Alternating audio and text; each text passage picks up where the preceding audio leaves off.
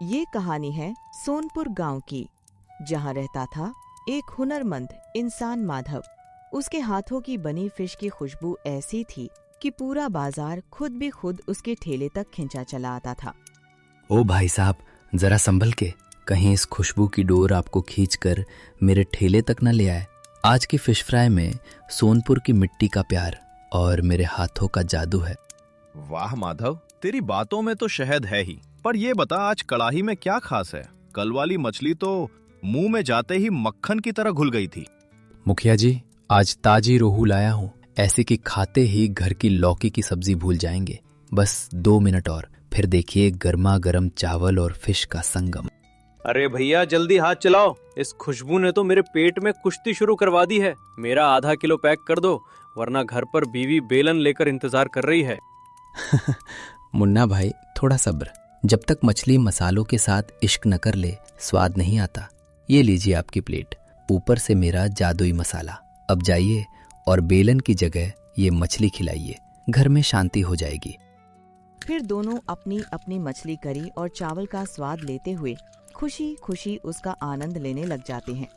रात होते ही माधव थका हारा अपने घर पहुंचता है और चारपाई पर बैठकर राहत की सांस लेता है। अरे आज तो आपकी कमर सीधी नहीं हो रही। क्या आज पूरे गांव ने रात का खाना आपके ठेले पर ही खाया है? चंपा, आज तो हाथ रुकने का नाम ही नहीं ले रहे थे। अकेले मछली काटो, मसाला लगाओ, फिर तलो और सबको परोसो। कभी कभी लगता है भगवान ने मुझे 4 हाथ दिए होते। तभी तो कहती हूँ, एक जोड़ी हाथ और ढूंढ लीजिए। काम अच्छा चल रहा है तो कोई मददगार रखने में क्या बुराई है? आखिर अकेले जान दोगे क्या? बात तो तुम्हारी सही है भाग्यवान, पर आजकल के जमाने में भरोसेमंद बंदा मिलना कड़ाहे में गिरी सुई ढूंढने जैसा है। कोई सीक्रेट रेसिपी चुरा ले तो? डरिए मत, सावधानी रखेंगे। बस कोई ऐसा ढूंढिए जिसे काम की जरूरत हो और दिल का साफ हो। बाकी मैं हूं ना नजर रखने के लिए। ठीक है, कल से ही किसी नेक बंदे की तलाश शुरू करता हूँ। रोज की तरह अगले दिन माधव अपना ठेला लगाता है। तभी एक रोता हुआ लड़का उसके ठेले के पास आ जाता है। अरे छोटे, सुबह सुबह ये गंगा यमुना क्यों बहा रहे हो? क्या हुआ भाई? साहब, किस्मत ने ऐसा तमाचा मारा है कि अब तो आंसू भी सूखने लगे हैं। 3 दिन से पेट में दाना तक नहीं गया। क्या एक निवाला मिल सकता है? अरे अरे शांत हो जा, मेरे यहाँ कोई भूखा नहीं सोता। ये ले ताजी फिश फ्राई और चावल, पहले पेट भर फिर बात करेंगे। गप्पू पागलों की तरह खाने लगता है। उसकी आंखों में चमक आ जाती है। वाह साहब, ये खाना नहीं अमृत है। मेरा इस दुनिया में कोई नहीं है, बस दर दर भटकता रहता हूँ। अगर आप मुझे झाड़ू लगाने का काम भी दे दें तो मैं आपका एहसान मानूंगा। झाड़ू पोछा नहीं छोटे, मुझे एक ईमानदार मददगार की जरूरत है। अगर तू मेहनत करेगा तो ये माधव तुझे काम भी देगा और सिर पर छत भी। मंजूर है? मंजूर है साहब, आप तो मेरे लिए फरिश्ता बनकर आए हैं। मैं जी जान से काम करूंगा। दोपहर को माधव अपने घर पर गप्पू को काम की ट्रेनिंग दे रहा होता है। देख गप्पू, ये पीला डिब्बा अदरक लहसुन का खास पेस्ट है और ये लाल वाला, इसमें 21 तरह के खड़े मसाले हैं। इनका सही तालमेल ही मेरी असली पहचान है। बाप रे भैया, आप तो मसालों के जादूगर हो। अच्छा, अगर स्वाद और बढ़ाना हो तो क्या हम इसमें नमक या अमचूर थोड़ा ज्यादा डाल सकते हैं? नहीं गप्पू, खाना बनाना एक इबादत है। अगर नमक ज्यादा हुआ तो ग्राहक उसे नमक का पहाड़ समझकर छोड़ देगा। रसोई में जल्दबाजी और मन में लालच की कोई जगह नहीं होती। जी भैया, समझ गया। आपकी बातें बहुत गहरी हैं। तभी गप्पू मन ही मन कुछ सोचने लगता है। वाह, क्या स्वाद है। अगर मैं ये अनुपात और सीक्रेट मसाले समझ जाऊं तो मेरा अपना बंगला और बड़ी गाड़ी होगी। बस एक बार ये हुनर हाथ लग जाए। 1 महीने बाद माधव के घर के किचन में गप्पू अकेले मसाले पीस रहा होता है और मन ही मन कुछ सोच रहा होता है। माधव भैया बहुत भोले हैं। 120 रुपए की प्लेट में इतना सारा माल देते हैं। अगर मैं अपनी दुकान खोलूं और सिर्फ 70 रुपए में बेचूं तो पूरे सोनपुर के ग्राहक मेरी मुट्ठी में होंगे। अब समय आ गया है खुद की सल्तनत बनाने का और गप्पू उस्ताद कहलाने का। तभी चंपा वहाँ से गुजरती है और गप्पू को रुक कर देखती है। अरे गप्पू, आज ओखली की आवाज को ज्यादा ही तेज है। अकेले अकेले क्या खिचड़ी पका रहे हो? मसाले ठीक से पीसे या नहीं? जी चाची, एकदम बारीक, रुई जैसे मुलायम। बस अब अपना असली रंग दिखाने की तैयारी है। माधव भैया को भी मुझ पर गर्व होगा। गर्व तो उन्हें अभी भी है, बस याद रखना ये हुनर उन्होंने तुम्हें अपना समझकर सिखाया है, इसकी लाज रखना। इतना कहने के बाद चंपा वहाँ से चली जाती है।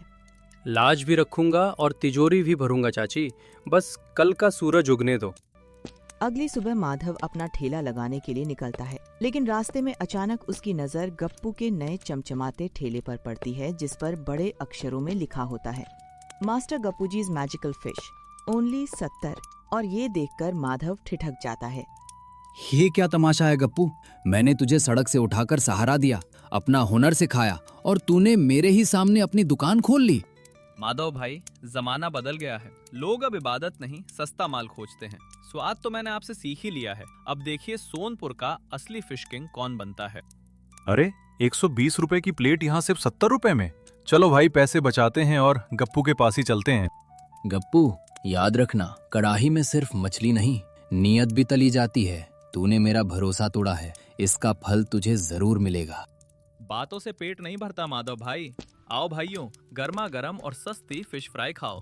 भीड़ धीरे धीरे माधव का साथ छोड़ गप्पू के ठेले की ओर बढ़ने लगती है। अगले दिन गप्पू फिर से अपना ठेला लगाता है। भाई 70 रुपए में खिलाना है तो कहीं ना कहीं से तो काटना ही पड़ेगा। तेल थोड़ा काला है और मछली कल की है, तो क्या हुआ, मसाला ज्यादा रगड़ दूंगा, किसी को पता नहीं चलेगा, बस नोट आने चाहिए। पेट किसी का भी खराब हो, मुझे क्या। तभी गप्पू का पुराना ग्राहक सोनू वहाँ आ जाता है। अरे गप्पू भाई, आज मछली का रंग कुछ ज्यादा ही गहरा नहीं लग रहा, और इसमें वो सौंधी महक नहीं है, बल्कि कुछ तीखी और कड़वी गंध आ रही है। अरे सोनू जी, आप भी ना, ये डार्क रंग तो इसकी खासियत है। इसमें मैंने एक नया विदेशी मसाला मिलाया है, खाइए तो सही, एकदम कड़क और स्टाइलिश फिश है। भाई मुझे स्टाइल नहीं, स्वाद चाहिए। कल मेरे भाई का पेट भी खराब हो गया था, उसने तेरे यहाँ ही खाया था। अरे उन्होंने घर का पानी ज्यादा पी लिया होगा, मेरी फिश तो चकाचक है। खाइए खाइए, ठंडा हो गया तो मजा चला जाएगा। दोपहर के समय गप्पू के ठेले पर अचानक एक विदेशी आदमी बुलबुल आ पहुंचता है। Oh, this village Sonpur, very very hot. सुना है यहाँ कोई गप्पू उस्ताद है जिसकी फिश खाकर लोग हवा में उड़ने लगते हैं। Are you mister Gappu? जी साहब, गप्पू उस्ताद यानी स्वाद का बादशाह। मेरी फिश खाकर आप बिना पासपोर्ट सीधे अमेरिका पहुंच जाएंगे। आइए आइए, इस गरीब के ठेले को धन्य कीजिए। Okay mister Gappu, show me your talent. मुझे वो वाली फिश खिलाओ जिसे खाकर मेरा दिल गार्डन गार्डन हो जाए। पैसे की चिंता मत करो, बस टेस्ट इंटरनेशनल होना चाहिए। अभी लाया साहब, आपके लिए तो मैं एकदम कड़क और मसालेदार फिश बनाऊंगा। आज तो मेरी लॉटरी लग गई। लीजिए साहब, उस्ताद गप्पू की स्पेशल इंटरनेशनल फिश फ्राई, खाइए और अमेरिका भूल जाइए। बुलबुल जैसे ही एक निवाला लेता है, उसका चेहरा लाल हो जाता है और वह पेट पकड़कर उछलने लगता है। मेरा पेट, ये क्या खिला दिया बे? ये फिश है या पुराना टायर? इसमें से तो सड़ी नाली जैसी बदबू आ रही है, बचाओ मुझे। इतना कहने के बाद बुलबुल वहाँ से चला जाता है। तभी बुलबुल के जाते ही गप्पू के ठेले पर मुखिया जी और गांव वाले आ पहुँचते हैं। अरे ये विदेशी मेहमान को क्या हुआ? गप्पू, तूने क्या मिला दिया इसमें? ये तो तड़प रहा है। थू गप्पू, ये तो एकदम बासी और सड़ी हुई मछली है, और ये तेल, ये तो काला जहर बन चुका है। तूने 70 रुपए के लालच में पूरे गांव की सेहत से खिलवाड़ किया। तभी मेरा भाई कल से बिस्तर पर पड़ा है। गप्पू, तूने माधव भाई की बराबरी करने के लिए हमें कचरा खिलाना शुरू कर दिया। तू तो आस्तीन का सांप निकला। तभी बुलबुल और इंस्पेक्टर गप्पू के ठेले पर पहुंच जाते हैं। हटो हटो, क्या मेला लगा रखा है यहाँ? और ये विदेशी पंछी जमीन पर गिरकर क्यों फड़फड़ा रहा है? सोनपुर के बाजार को क्या चिड़ियाघर बना दिया है? साहब बचा लो, इस गप्पू ने फिश के नाम पर मुझे बम खिला दिया है, मेरा पेट फटने वाला है। अरे ये विदेशी साहब तो अचानक शुद्ध बनारसी बोलने लगे, जरा इसकी शक्ल तो देखो। ये तो अपना बुलबुल पांडे है, शहर का सबसे बड़ा मुफ्तखोर और बहुरूपिया। इसे तो मैं पिछले 2 महीनों से ढूंढ रहा हूँ। ये कभी जापानी बनकर होटल लूटता है तो कभी अमेरिकन बनकर शादियों में खाना खाता है। जी सर, ये वही है, पर आज इसकी विदेशी हैट सोनपुर की धूल में मिल गई। साहब मुझे अभी के अभी गिरफ्तार कर लो, मुझे काल कोठरी में डाल दो, पर इस गप्पू के ठेले से दूर ले चलो। कम से कम जेल की सूखी रोटी इस जहरीली फिश से तो 1000 गुना बेहतर होगी। इसने तो मेरी 7 पुश्तों का पेट खराब कर दिया। देख लिया गप्पू, एक ठग को पकड़ने के लिए कुदरत ने तेरा ही सहारा लिया। तूने इसके साथ साथ पूरे गांव का भरोसा तोड़ा है। साहब, मुझसे बहुत बड़ी गलती हो गई। मैं माधव भैया जैसा बनना चाहता था, पर लालच ने मेरी अकल पर पर्दा डाल दिया। मैंने बासी मछली और मिलावटी तेल सिर्फ पैसे बचाने के लिए इस्तेमाल किया। बेटा गप्पू, पैसा बचाने के चक्कर में तूने लोगों की जान दांव पर लगा दी। अगर इस बुलबुल को कुछ हो जाता तो तू सीधा जेल की चक्की पीसता। फिलहाल तेरा ये मिलावटी सामान जब्त किया जाता है और तुझे कड़ी चेतावनी दी जाती है। सभी गांव वाले इकट्ठा होकर गप्पू का ठेला तोड़ने के लिए खड़े होते हैं और गप्पू उनके सामने गिड़गिड़ा रहा होता है। मारो इसे, इसने हमारी सेहत के साथ खिलवाड़ किया है। इसका ये गंदा ठेला आज सोनपुर की धूल में मिला देंगे। हाँ, इसे सबक सिखाना जरूरी है, वरना कल कोई और हमारे बच्चों को जहर खिलाएगा। उठाओ ये मेज। तभी माधव वहाँ आ जाता है। रुक जाओ भाइयों, ठहर जाओ, गुस्सा ठंडा करो। माधव भाई, आप हट जाइए। इसने आपके साथ गद्दारी की, आपका धंधा चौपट करने की कोशिश की और हमें बासी मछली खिलाई। आज इसे कोई नहीं बचाएगा। सजा देने से कोई इंसान सुधरता नहीं है मुन्ना भाई। अगर आज आप इसका ठेला तोड़ देंगे तो इसके मन में आपके लिए नफरत पैदा होगी, पछतावा नहीं। गप्पू को सजा मिल चुकी है, उसका घमंड टूट गया और उसकी नकली उस्ताद वाली पहचान मिट्टी में मिल गई। भैया, मुझे मार डालो। मैंने आपके साथ गद्दारी की, आपने मुझे सड़क से उठाया, खाना खिलाया, अपना हुनर सिखाया और मैंने आपके ही सीक्रेट मसालों में लालच का जहर मिला दिया। मैं आपकी नजरों में गिरने के लायक भी नहीं बचा। देख लिया गप्पू, बेईमानी की गड्डियां चाहे कितनी भी मोटी हों, ईमानदारी का 1 रुपया हमेशा उन पर भारी पड़ता है। तूने सोचा था कि 70 रुपए में सस्ता खिलाकर तू सोनपुर का राजा बन जाएगा, पर तूने ये नहीं सोचा कि स्वाद जुबान से नहीं, नीयत से आता है। भैया, मुझे माफ कर दो। अब मेरे पास न कोई दुकान बची है न इज्जत। मैं भूखा मर जाऊंगा, पर अब कभी किसी को धोखा नहीं दूंगा। क्या आप मुझे एक आखिरी मौका देंगे?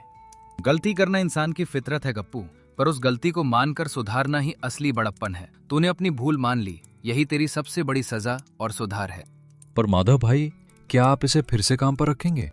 हाँ, ये अपना ये धोखे का ठेला यहाँ से हटाएगा और कल सुबह से मेरे पुराने ठेले पर फिर से काम शुरू करेगा। पर गप्पू, एक बात गांठ बांध ले, मेरे मसाले में तू अदरक, लहसुन और मिर्च तो चाहे जितनी मिला ले, पर लालच कभी मत मिलाना। जिस दिन लालच मिला उस दिन ये माधव तुझे कभी नहीं मिलेगा। भैया, आज से आपकी हर बात मेरे लिए खुदा का हुक्म है। मैं फिर से वही पुराना गप्पू बनूंगा जो आपकी ईमानदारी की छाया में काम करेगा। ईमानदारी की जीत हुई और लालच का अंत। सोनपुर के बाजार में फिर से माधव के असली मसालों की खुशबू महकने लगी है। अगर आपको ये वीडियो अच्छी लगी हो तो चैनल को सब्सक्राइब करें और वीडियो को लाइक जरूर करें। ऐसी ही और वीडियो देखने के लिए धन्यवाद।